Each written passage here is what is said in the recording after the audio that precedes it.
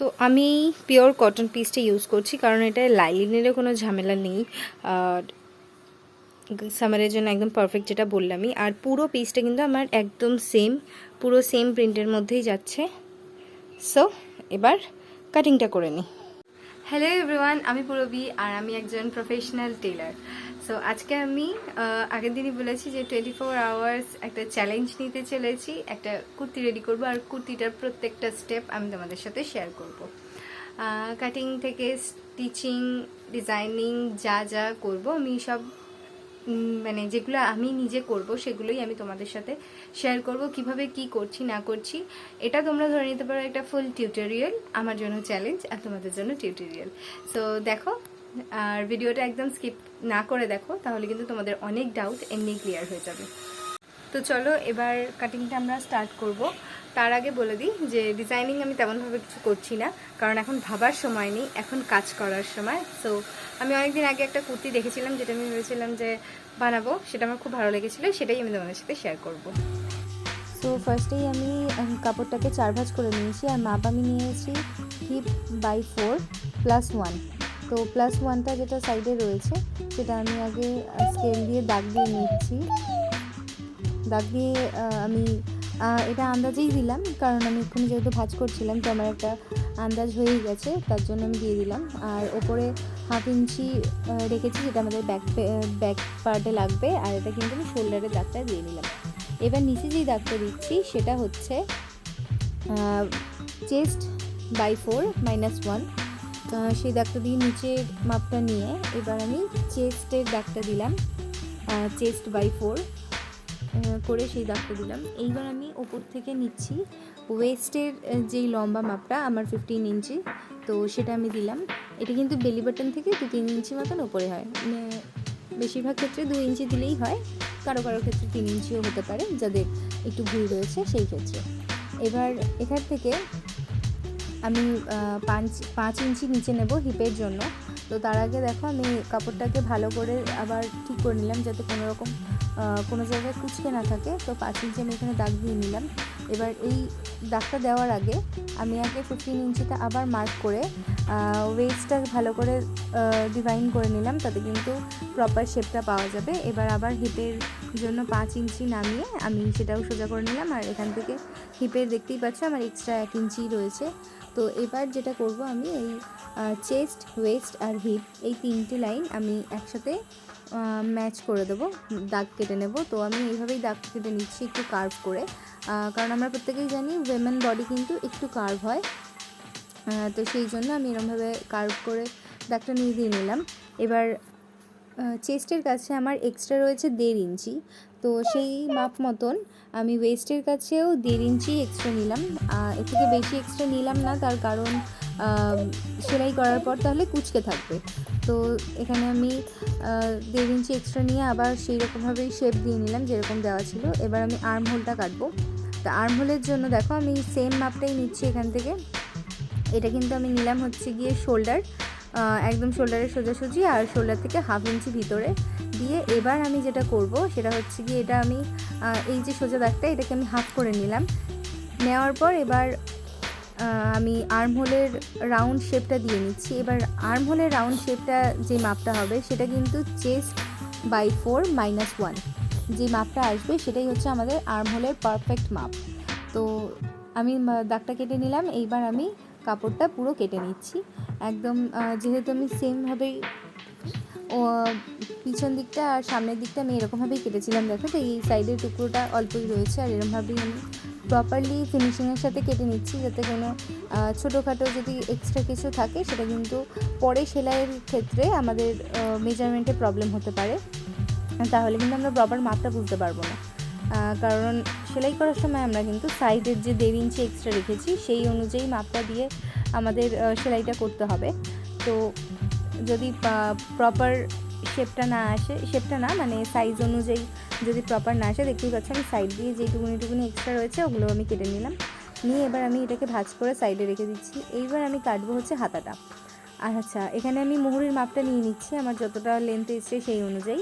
এবার দেখো আমি মুহুরিটা একটু মাঝখানের দিকে রাখছি, আর যে আর্মহোলের সাইডটা ওটা কিন্তু আমি আগেই দাগ দিয়ে নিয়েছি। এটা আমি তোমাদেরকে দেখালাম না, তার কারণ হচ্ছে চুড়িদারে যেভাবে দাগটা দিতে হয়, আর্মহোলটা কাটতে হয়, সেমভাবেই হাতাতেও কাটতে হয়। অন্য কোনো পার্টে তোমাদের দেখাবো। আর আজকে যেটা দেখাচ্ছি সেটা হচ্ছে আমি একটা ইউনিক হাতার ডিজাইন তোমাদের সাথে শেয়ার করছি।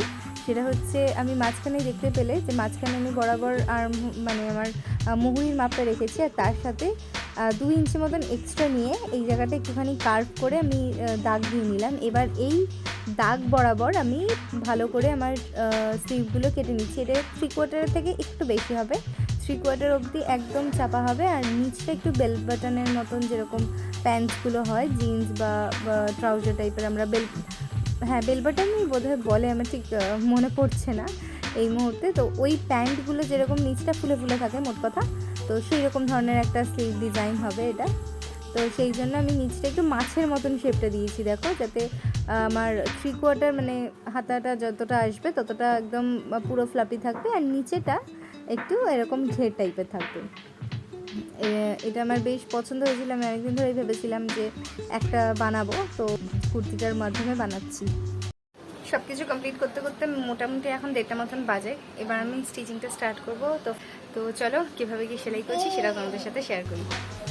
সো ফার্স্টেই আমি মেশিনে চলে এসেছি। এবার দেখো, আমি যে এক্সট্রা 1/2 ইঞ্চিটা রেখেছিলাম, যেটা আমাদের ব্যাক পার্টে তো লাগবে কিন্তু ফ্রন্ট পার্টে লাগবে না, তো ফ্রন্ট পার্টে যেহেতু লাগবে না তাই ফ্রন্ট পার্টের 1/2 ইঞ্চিটা আমি ফার্স্টে কেটে নিচ্ছি। কেটে এটা ভালো করে শেপ দিয়ে নিলাম। এইবার আমি যেটা করব সেটা হচ্ছে গিয়ে দুটো পার্ট একসাথে রেখে এবার আমি নেকটাকে প্রপার শেপ দিয়ে নেব। আমি চৌকো গলা করছি, আর চৌকো গলাটা আমি দুটো সাইডেই সেম করব, ফ্রন্টে আর ব্যাকে আমার সেম চৌকো গলা হবে, একদম সেম মাপে সব কিছু সেম। তো তার জন্য আমি প্রথমে স্কেল দিয়ে দাগ দিয়ে নিলাম। তো আমি প্রথমে ভেবেছিলাম যে শোল্ডার যতটা রয়েছে আমার সেখান থেকে আমি হাফ করে নেব, কিন্তু তারপর দেখলাম যে ওটা অনেকটা ব্রড হয়ে যাবে, মানে যেটা আমি খুব একটা, আর চৌকো গলার ক্ষেত্রে না একটু ওয়াইড হয়ে গেলে কাঁধ থেকে পড়ে যাওয়ার একটা সমস্যা অনেক ক্ষেত্রেও হলেও হতে পারে।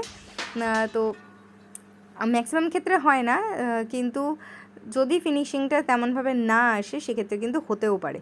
তো তার জন্য নেক যখনই করবে, বিশেষ করে চৌকো গলা, তখন একটু কম করাই ভালো। তো তার জন্য আমি চৌকো গলাটা একটু কম করেছি, আর ভালো করে আমি শেপ দিয়ে কেটে নিয়েছি। এবার আমি যেটা করছি দেখো, সুতোটা আমি মেশিনে ভরে নিচ্ছি। সুতোটা মেশিনে ভরে নেওয়ার আগে কিন্তু আমি অবশ্যই ববিনেও সুতোটা ভরে নিয়েছিলাম।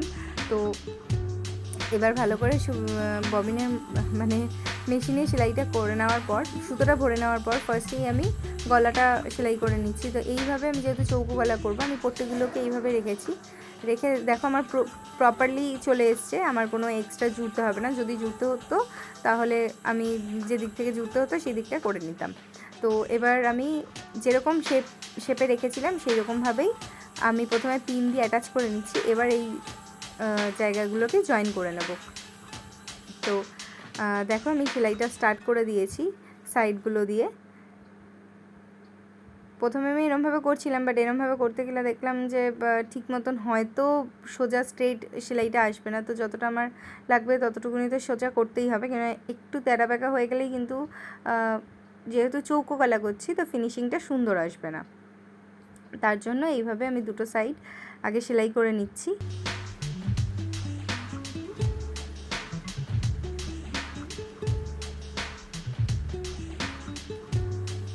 দেখো আমার প্রপারলি চৌকো গলাটা আমি করে নিয়েছি। এবার উল্টো পিঠের ওপর উল্টো পিঠটা দিয়েছি, কারণ যাতে সোজা পিঠের ওপর যখন আমি সোজা করব এই পট্টিটা তখন একদম সোজা হয়ে বসবে। এবার পট্টিটাকে ভালো করে সেলাই করে নিচ্ছি গলার সাথে মাপ করে। আর এটা কিন্তু আমি পিন দিয়ে অ্যাটাচ করে নিয়েছি, দেখতেই পাচ্ছ। পিন দিয়ে অ্যাটাচ করে নিলে কিন্তু কোনো নড়াচড়া হয় না, আর বরং সুন্দর একটা ফিনিশিং আসে। আর মেশিনের ওপর পাখি উঠে বসে পড়েছে। যাই হোক, এবার আমি যেটা করছি সেটা হচ্ছে পুরো চাপ দিয়ে আমি সেলাই করে নিয়েছি। এটাকে মুড়ে একটা সাইড চাপ দিয়েছি আর একটা সাইড মুড়ে সেলাই করেছি। দেখতেই পাচ্ছ ফিনিশিংটা কতটা সুন্দর এসেছে। আমি কিন্তু যখন নেক ডিজাইন করি আমি এরকমভাবেই করতে প্রেফার করি, তাতে কিন্তু খুব সুন্দর ডিজাইনটা আসে। যাই হোক, এবার কিন্তু সবার ফার্স্টেই কাজ কুর্তি যখনই স্টার্ট করব আমরা, তখন হচ্ছে শোল্ডার অ্যাটাচ করা। শোল্ডারের পর দেখো আমি এই একদম দাগ বরাবর, কোনো এদিক ওদিক কিচ্ছু হবে না, আমি প্রপারলি দুটো সাইডে দাগ দিয়ে নিয়েছি। দাগ দেওয়ার পর একদম দাগ বরাবর পুরো ডাবল কোট করে সেলাই করে নিলাম এই দুটো সাইড। এবার হচ্ছে কি সাইডটা সেলাই করব। সাইডটা সেলাই করার জন্য নিচ থেকেই স্টার্ট করি আমরা জেনারেলি, তাহলেই পুরো ফিনিশিংটা আসে, একদম লম্বা সেলাই। আর এই সাইডটা যেহেতু প্রপার মানে একটু সুন্দর ফিনিশিং দরকার, তো তার জন্য আমি এরকমভাবে ধরে ধরেই করি। আর আমি এখানটা ডাবল চাপ দিয়ে নিচ্ছি, কারণ আমি এখানে এই সিঙ্গেল সেলাইটাই দেবো। তারপরে মানে অনেকে দেয়, যে আমিও কাস্টমারের ক্ষেত্রে দিই, কিন্তু নিজের কাজে এরকমই করি আমি। আর নিচটাও দেখতে পাচ্ছ যে আমি বর্ডারের কাজটা রেখেছি, যাতে নিচটা আমার মুড়ে সেলাই করতে না হয়। তো তোমরাও করতে পারো, এগুলো ইজি টেকনিক, যাতে তাড়াহুড়ো করে কাজ হয়ে যায়।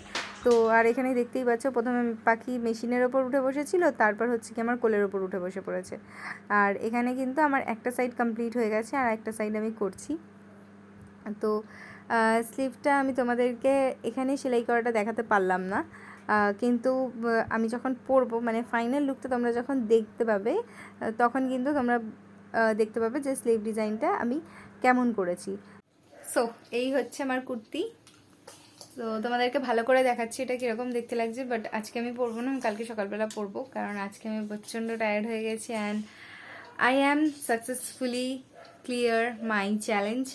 সো দেখতেই পাচ্ছ নেক ডিজাইনটা কিন্তু খুব সুন্দর হয়েছে, আর স্লিভটা আর সাইডটা আর এত তাড়াতাড়ি হয়েছে, তার কারণ একটাই, আমি প্রচুর শর্টকাটস ইউজ করেছি। বেশ কী কী শর্টকাটস ইউজ করেছি সেটাও আমি তোমাদেরকে একটু দেখিয়ে দিই।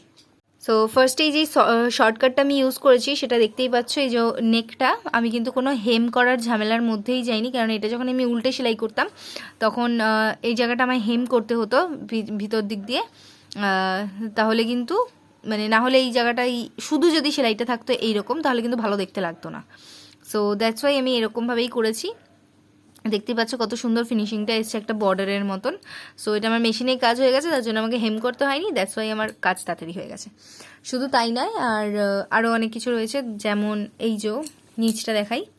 নিচটা আমি আগেই বললাম যে আমি এই পাড়ের কাজগুলো নিচে দিই, যার জন্য আমাকে মুড়ে সেলাই করতে হয় না, আমার অনেকটা টাইম সেভ হয়।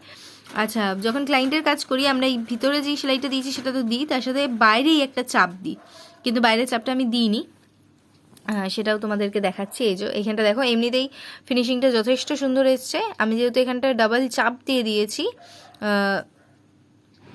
এই যে ডাবল চাপ যেহেতু আমি দিয়ে দিয়েছি, তার জন্য নিচে আমাকে আর ইয়ে করতে হয়নি, আর আমি এটা বেশি এক্সট্রা ওপরে তুলিনি, আমি নিচ মতোই রেখেছি, একটুখানি জাস্ট ওপরে রেখেছি, যার জন্য কিন্তু আমাকে খুব ওপরে নিতে হয়নি, মানে ওপরে নিইনি, দ্যাটস ওয়াই আমি এত ইজিলি করেছি। আর এখান দিয়েও আমার অনেকটা টাইম সেভ হয়েছে, দেখতেই পারছো। সো এই হচ্ছে আমার ফুল লুক কুর্তির। দাঁড়াও তোমাদেরকে একটু ভালো করে দেখাই।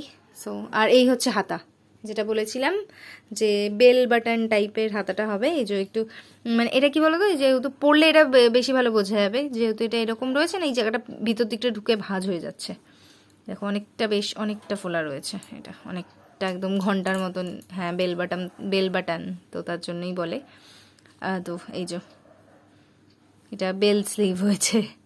সো এই যে এই জায়গাটা আমি চাপ দিয়ে সেলাই করে নিয়েছিলাম, জয়েন করে চাপ দিয়ে নিয়েছি, তারপর জাস্ট জুড়ে দিয়েছি।